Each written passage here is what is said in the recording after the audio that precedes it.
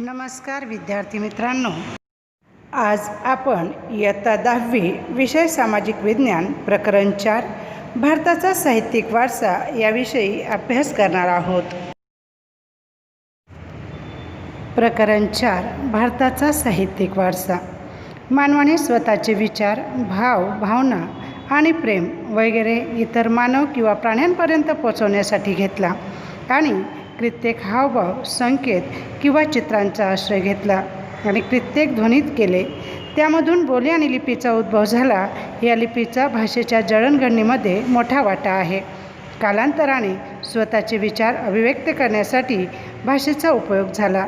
या भाषेच्या सर्जनात्मक प्रयोगामुळेच साहित्याची निर्मिती झाली। प्राचीन काळापासून भारतीय साहित्य त्याची विविधता आणि त्याचे वैशिष्ट्य यासाठी प्रसिद्ध आहे। भारताच्या विद्वानांनी प्राचीन साहित्याचे 2 भाग केले, एक वैदिक साहित्य आणि 2 प्रशिष्ट साहित्य। याशिवाय कित्येक लोकबोलीमधील रचलेले साहित्य पण प्रचलित आहे। भाषा आणि साहित्य। भारतीय इतिहासात आपण पाहिले तर अनेक शतकादरम्यान विविध भाषांचा उद्भव झालेला आहे। या भाषांनी एकमेकांवर स्वतःचा प्रभाव पाडला, त्यामुळे भाषेतील समृद्ध साहित्यातून परिवर्तन झाले। परिणामी नवनव्या भाषा आणि नवीन साहित्याचे सर्जन झाले। त्याचे उत्तम उदाहरण म्हणून संस्कृत भाषा आहे। वर्तमान काळात संस्कृत भाषेचा उपयोग कमी आहे, परंतु आजही धार्मिक कार्य आणि पूजाविधींमध्ये संस्कृत भाषेचा उपयोग होतो। सामान्यपणे मानवासाठी तर अभिव्यक्त करण्याची आणि समजण्याची उत्तम संधी भाषेमुळेच मिळते। प्राचीन भारताची लिपी हडप्पा काळची आहे। तिचा आजपर्यंत अर्थबोध झालेला नाही। त्यावेळच्या लोकांची भाषा कोणती असेल ती माहिती आजही प्राप्त झालेली नाही। विद्यार्थी मित्रांनो, ही आहे हडप्पा काळची लिपी, जिचा आजपर्यंत एकही अक्षराचा अर्थबोध लागलेला नाही। महर्षी पाणिनी संस्कृत भाषेचे महान व्याकरण पंडित। त्यांनी अष्टाध्यायी ग्रंथाची रचना केली। इसवी सन पूर्व 4थ्या शतकात संस्कृत भाषेला आर्य भाषा, ऋषींची भाषा किंवा विद्वानांची भाषा असे म्हणत आजच्या काळात विश्वस्तरावर सर्वस्वीकृत झाली आहे। विशेषतः कॅम्प्युटर क्षेत्रात संस्कृत भाषा मुख्यत्वे धर्म, तत्त्वज्ञान, ज्ञान आणि विज्ञानाची भाषा होती। आता आपण प्राचीन भारतीय साहित्यातले प्रथम धर्मग्रंथ वेद याविषयी माहिती जाणून घेऊया। वेदाचा अर्थ ज्ञान होतो। वेद 4 आहेत: ऋग्वेद, सामवेद, यजुर्वेद आणि अथर्ववेद। वेद हे प्राचीन भारतीय साहित्याचे प्रथम धर्मग्रंथ। वेदाच्या उत्पत्तीबाबत वेगवेगळी मतं आहेत। काहींच्या मते वेदाची उत्पत्ती 6000 इसवी सन पूर्व झाली, तर काहींच्या मते वेदांची निर्मिती 2 अरब वर्षापूर्वी झालेली आहे असे मानण्यात येते। ही सर्व वेदांमध्ये 20,228 मंत्र आहेत। तर आपण प्रथम ऋग्वेद या ग्रंथांविषयी माहिती मिळवूया। ऋग्वेद प्राचीन साहित्याचा प्राचीन ग्रंथ ऋग्वेद। ऋग्वेद पद्यात्मक ग्रंथ आहे। त्यात एकूण 1028 ऋचांचा संग्रह आहे। ऋग्वेद 10 भागांमध्ये विभागलेला अद्भुत ग्रंथ। या ऋचांमध्ये अधिकांश ईश्वराविषयी स्तुती आहे। ही स्तुती यज्ञप्रसंगी करण्यात येत होती।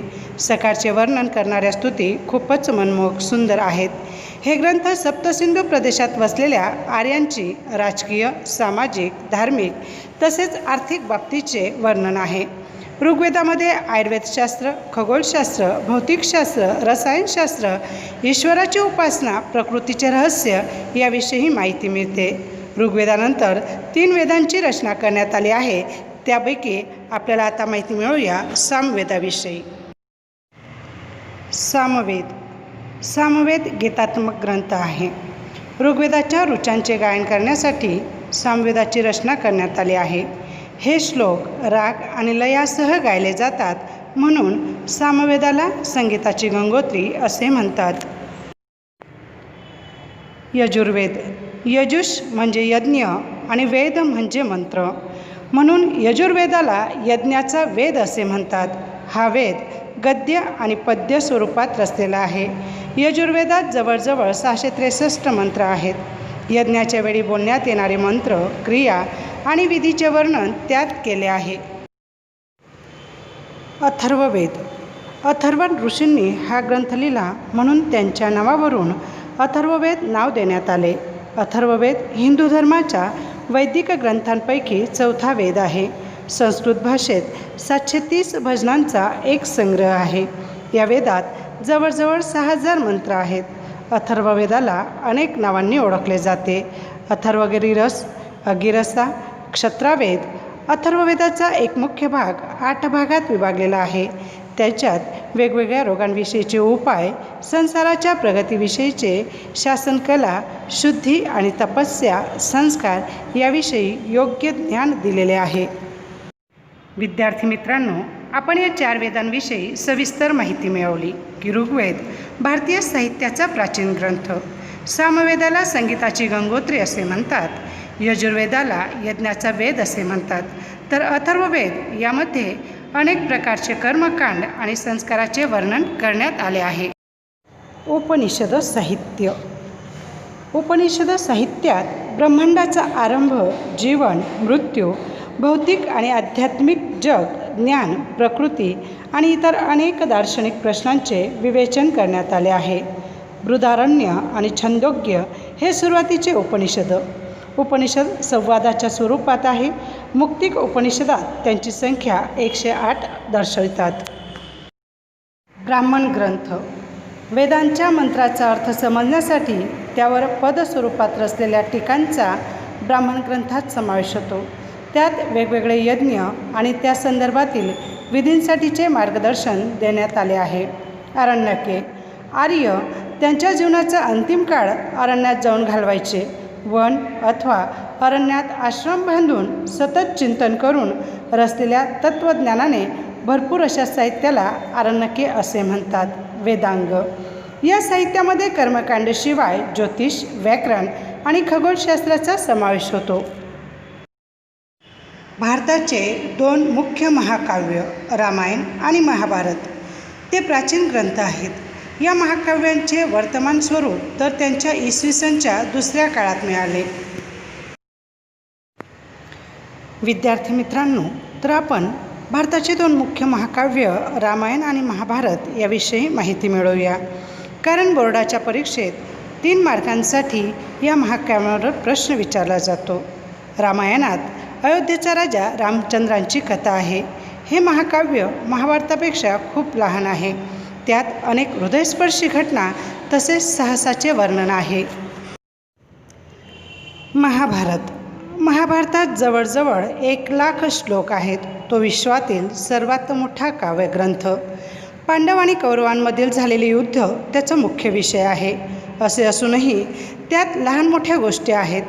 महाभारताच्या श्रीमद भगवद्गीतांमध्ये गहन दार्शनिक सिद्धांतांचे विवेचन केले आहेत. त्यात मोक्षप्राप्तीचे 3 मार्ग, ज्ञान, कर्म आणि भक्ती मार्गाचे पण विवेचन केले आहे.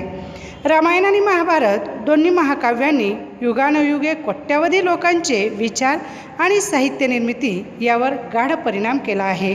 भारतात संस्कार सिंचनाचे प्रेरक कार्य या 2 महान ग्रंथांनी केलेले आहे.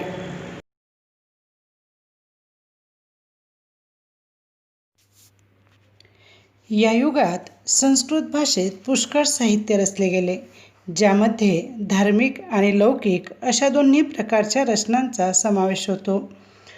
पुराणांनी आरंभिक वैदिक धर्मास हिंदू धर्माचे स्वरूप देण्याची मुख्य भूमिका निभावली. या काळात अनेक शास्त्रे, स्मृतिग्रंथ देखील लिहिले गेले. हे शास्त्र विज्ञान आणि तत्त्वज्ञानाचे ग्रंथ आहेत. उदाहरणार्थ कौटिल्याचे अर्थशास्त्र प्रशासकीय विज्ञानाची कृती आहे. विविध स्तरावरील गणित आणि अन्य विज्ञानासंबंधी शास्त्रग्रंथे पण लिहिली. स्मृतिग्रंथात धर्माद्वारे अनुमोदित कर्तव्य, रिवाज आणि नियम देण्यात आलेले आहेत. याच काळात प्रारंभिक बौद्ध साहित्य पाली भाषेत लिहिले. हे साहित्य 3 भागात विभागले आहेत. त्यात त्रिपिटक म्हणून ओळखण्यात येते, ज्यामध्ये सुक्तपिटक, विनयपिटक आणि अभिधम्म पिटकाचा समावेश होतो. याशिवाय बौद्ध साहित्यामध्ये अन्य ग्रंथ पण लिहिण्यात आलेले आहेत. गुप्तयुग. गुप्तयुगामध्ये शिल्प, स्थापत्य, चित्र, नृत्य, संगीत वगैरेचा श्रेष्ठ विकास झाला. त्याचप्रमाणे गुप्तयुग संस्कृतसाठी काव्य आणि नाटकाच्या विकासाचे सुवर्णयुग होते. या काळात महान लेखकात कालिदास, भवभूती, भारावी, भृतुहरी, बाणभट्ट, माघ इत्यादींचा समावेश होतो. हे सर्व भारतात ख्यातनाम आहेत. त्यात कालिदास तर विश्वप्रसिद्ध कवी. स्वतःची उत्तम काव्यकला आणि उत्कृष्ट नाट्यशैली कुमारसंभव, रघुवंश, मेघदूत, ऋतुसंहार, अभिज्ञात, शाकुंतल वगैरे कालिदासाचे ग्रंथ आहेत. बाणभट्ट रचित हर्षचरित सम्राट हर्षवर्धनचे जीवनचरित्र आहे. बाणने कादंबरी देखील रचना केली. या काळातील अन्य प्रसिद्ध ग्रंथांमध्ये भवभूतीचे उत्तर रामचरित, भारवीचे कितार्जुनीयम, विशाखादत्ताचे मुद्राराक्षस, शूद्रकचे मुच्छकटिकम आणि दंडीचे दशकुमारचरित्र याचा समावेश होतो. या ग्रंथांचा मुख्य विषय राजकीय घटना, प्रणयप्रसंग, रूपके, हास्यप्रसंग आणि तत्त्वज्ञान आहे. गुप्तयुगामध्ये प्रसिद्ध लेखकांनी कोणकोणत्या प्रकारे प्रसिद्ध ग्रंथ लिहिले ते आता आपण पाहूया. यामध्ये कवी कालिदासांचे नाट्यशैली कुमारसंभव, मेघदूत, अभिज्ञान, शाकुंतलम ही ग्रंथ होती. त्यानंतर प्रसिद्ध असलेले लेखक बाणभट्ट यांचं हर्षचरित, भवभूतींचे उत्तर रामचरितमानस, विशाखादत्ताचे मुद्राराक्षस, दंडीचे दशकुमारचरित्र. या ग्रंथांचा मुख्य विषय राजकीय घटना, प्रणयप्रसंग, रूपके आणि तत्त्वज्ञान आहे. गुजराती साहित्य. प्राचीन युगापासून जुन्या गुजराती भाषेत पद्य साहित्य रचले जाई. संशोधनानंतर गुजराती भाषेत अनेक कृती रचल्या, ज्यामध्ये नरसिंह मेहता, संत मीराबाई, दयाराम, अखो, प्रेमानंद, प्रीतमदास यासारख्या साहित्यकारांची पदे, गीते, गरबी, छप्पा, आख्यान काव्ये वगैरे रचून गुजराती साहित्याचा वारसा समृद्ध बनविला. याशिवाय नर्मद, नवलराम, किशोरलाल मसरूळवाला, पन्नालाल पटेल, उमाशंकर जोशी, महिपतराम रूपराम, नीलकंठ, गोवर्धनराम त्रिपाठी यासारख्या बुद्धिवंतांनी गुजराती साहित्यास खूप समृद्ध बनविले. विद्यार्थी मित्रांनो, आता आपण द्रविड साहित्याविषयी माहिती मिळवूया. तमिळ, तेलुगू, कन्नड आणि मल्याळम नावाच्या 4 द्रविड भाषांचा साहित्याचा या काळात विकास झाला, ज्यामध्ये सर्वात जुनी भाषा तमिळ आहे. त्याचे साहित्य इसवी सनाच्या प्रारंभाइतकेच जुने आहे. भारताच्या प्रचलित परंपरेनुसार 3 संगमांचे आयोजन झाले, ज्यामध्ये अनेक संत आणि कवींनी स्वतःची रचना तयार केली. संगम साहित्याचे अनेक विषय आहेत, जसे की राजनीती, युद्ध, प्रेम, प्रसंग वगैरे. या साहित्याचा प्रसिद्ध ग्रंथ एतुथोकई, जो 8 काव्यांचे संकलन आहे. त्यानंतर तोल्काप्पियम व्याकरण ग्रंथ आहे आणि पत्तुपातू हे 10 गीतांचा संग्रह आहे. यापैकीचा एक कवी तिरुवल्लुवर याने ग्रंथ कुरलची रचना केली. या काव्यग्रंथात जीवनाच्या अनेक भागांचे विवेचन करण्यात आले आहे. शीतलपत्तिकारक्रम आणि मणिमेखलाई प्रारंभिक तमिळ साहित्याचे प्रसिद्ध ग्रंथ. विद्यार्थी मित्रांनो, आता आपण मध्यकालीन साहित्याविषयी परिचय करून घेऊ. उत्तर भारतात मध्ययुगाच्या सुरुवातीस संस्कृत साहित्याची भाषा बनली होती. या युगात काश्मीरमध्ये 2 महान ग्रंथ लिहिले, ज्यामध्ये पहिला आहे सोमदेवचा कथासरित सागर आणि दुसरा आहे कल्हणचा राजतरंगिणी. यामध्ये राजतरंगिणी काश्मीरचा इतिहास आलेखणारा अत्यंत महत्त्वपूर्ण ग्रंथ. खऱ्या अर्थानं तो भारताचा सर्वप्रथम ऐतिहासिक ग्रंथ आहे. मध्ययुगीन साहित्यातील दुसरी महत्त्वाची रचना जयदेवची गीतगोविंद आहे. ज्याची गणना संस्कृतच्या अतिसुंदर काव्यग्रंथांमध्ये होते. यावेळी अपभ्रंश झालेल्या भाषांमधून आधुनिक भारतीय भाषेचा विकास सुरू झाला. कवी चंदबदराई रचित पृथ्वीराज रासो हिंदी साहित्याचा प्रारंभिक ग्रंथ आहे. पृथ्वीराज चव्हाणांच्या वीरतापूर्ण कार्याचे वर्णन करणाऱ्या या ग्रंथाच्या रचनेने हिंदी साहित्य जगतात वीरगाथा युगाचा प्रारंभ झाला. या काळात दक्षिण भारतात संस्कृत साहित्याची मोठ्या प्रमाणावर रचना झाली, ज्यामध्ये शंकराचार्यांचे भाष्य मुख्य आहे. या काळात द्रविड कुळाच्या भाषेचा सर्वाधिक विकास झाला. काही काळापर्यंत कन्नड साहित्यावर जैन धर्माचा गाढ प्रभाव पडल्याने कवी पंपाने आदिपुराणची रचना केली. 16व्या जैन तीर्थंकराचे जीवन रेखाटणारे शांतिपुराण कवी पोन्नाने तयार केले. याशिवाय रन्नाने अजितनाथ पुराण नावाची कृती रचली. त्या युगातील कवी पंपा, पोन्ना आणि रन्ना यांना प्रारंभिक कन्नड साहित्याचे त्रिमूर्ती म्हणून ओळखण्यात येतात. कवी कंबल याने तमिळ भाषेत रामायणची रचना केली.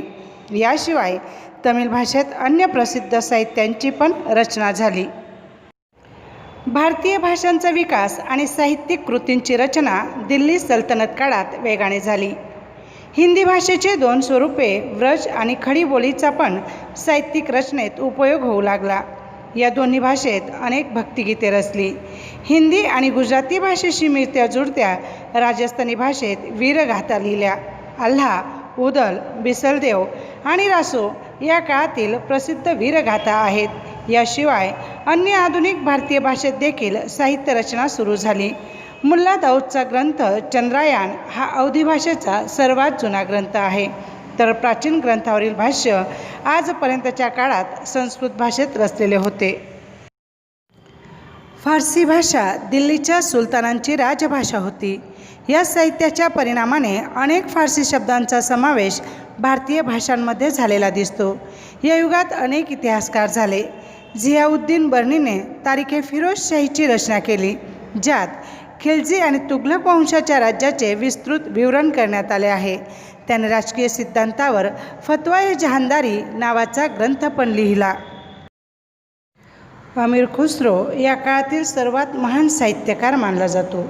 तो एक कवी, इतिहासकार, रहस्यवादी, संत आणि संगीतकार होता. सुप्रसिद्ध हजरत निजामुद्दीन औलिया त्यांचा गुरु. त्यांच्या महत्त्वाच्या रचनेत आसिका, नूर, सिपिहर आणि किरातुल सदा यांचा समावेश होतो. याशिवाय त्यांनी अनेक काव्यग्रंथांची पण रचना केली. त्याला स्वतःला भारतीय असल्याचा गर्व होता.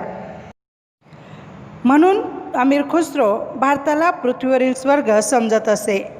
त्यांनी आपल्या पुस्तकात भारताचे वातावरण, त्याची सुंदरता, येथील इमारती आणि ज्ञानविज्ञानाची स्तुती केली आहे. तो दृढपणे मानत होता की हिंदू धर्माचे सारतत्व अनेक रीतीने इस्लामाशी मिळते आहे. तो दिल्लीच्या आजूबाजूला बोलल्या जाणाऱ्या भाषेला हिंदवी म्हणे आणि तिला स्वतःची मातृभाषा समजत असे. या भाषेत त्यांनी अनेक कविता रचल्या आहेत.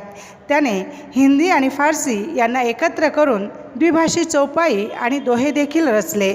त्याने सुरू केलेली स्वस्त परंपरा त्याच्यानंतर शतकापर्यंत चालू राहिली. विद्यार्थी मित्रांनो, आज आपण प्रकरण 4 भारताचा साहित्यिक वारसा या पाठातून भाषा आणि साहित्य, हडप्पा काळची लिपी, संस्कृत साहित्य, प्राचीन वेद, उपनिषद साहित्यामध्ये ब्राह्मण ग्रंथ, आरण्यके, वेदांग याविषयी अभ्यास केला. त्याचप्रमाणे भारताचे 2 महाकाव्य रामायण आणि महाभारत, बौद्ध साहित्य, गुप्तयुग काळातील संस्कृत साहित्य, गुजराती साहित्य आणि द्रविड साहित्याविषयी सविस्तर माहिती मिळवली. धन्यवाद.